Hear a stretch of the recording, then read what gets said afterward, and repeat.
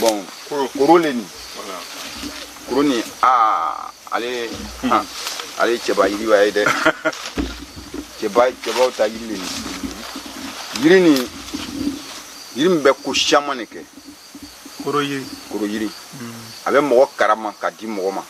Mo karaba. Voilà, ça dit dokela ni yo do ba ku dokela ikakuku ke atisika amna.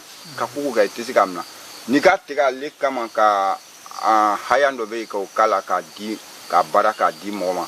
No na jala le ko ni utigi be la itaburu ko. Ni fe ka moro karaba. Ni Afrika modo karama. Bon, il veut se ka ko juguya buruko.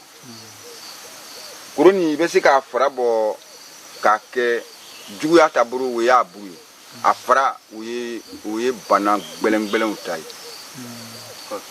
Ba koroti ani dala bana ani inya isegala ato we kramo yesila ka okela ide o be se ka boka ke dabaji kramo be kalo yalo yiri sabati ni bala aleti donc ale baran kala ole juguya ani bana gbelen uta ala buru be se ke bana ta buru ko ba buru te ka flake ka baka afrabo ka flake ala o be kuma ni kan teganya la yiri la fande voilà teganya la bela ma yiri fefe funyana ni bia be teganya atesika ke ka foko teganya krine tagala nai o tesika ke ala alors ni ka teganya do be o folale nyana I fake buru kana yiri tegeta kana tegeta yiri be mo kreo yiri bi kre yiri tesika bo yiri manyide ambe yiri barala yiri many afle mo ni mo funyina bi fefe na be yiri barakela